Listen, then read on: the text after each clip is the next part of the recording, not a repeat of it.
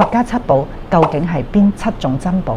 點解佢可以跨越千年，依然可以成為修行者嘅精神圖騰？佛家中嘅七大珍寶，前兩種咧就係金同埋銀。佛教中嘅金身護體嘅佛像同埋一啲法器咧，都係用金嚟做嘅，主要用嚟做一啲護身符同埋念珠。金嘅穩定性同埋唔變色嘅特徵，就被理解為佛教中嘅智慧嘅永恆同埋純正。第三種琉璃，琉璃被譽為中國五大名器之首，被理解為象徵修行者嘅心性澄清透亮。第四種硨磲，大家知道佢係深海裏邊嘅好巨大嘅一啲海貝，外殼好堅硬，被譽為修行者好堅定嘅信念。第五寶瑪瑙，大家知唔知道天珠其實係瑪瑙做嘅？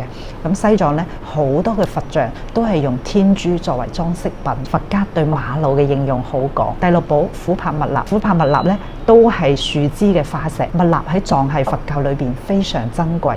咁第七寶珊瑚。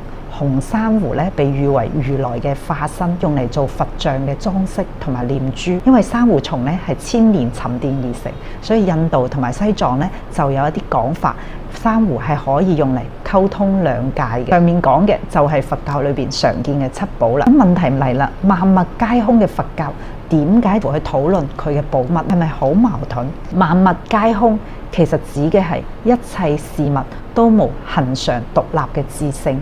一切都因緣和合而生，本質為空。佢嘅價值咧係借相修身。佛家咧用具體嘅事物，等我哋更好咁樣去理解抽象嘅佛學嘅一種介質。睇到佛像嘅金身，就可以理解到佛法嘅恆久同埋長存。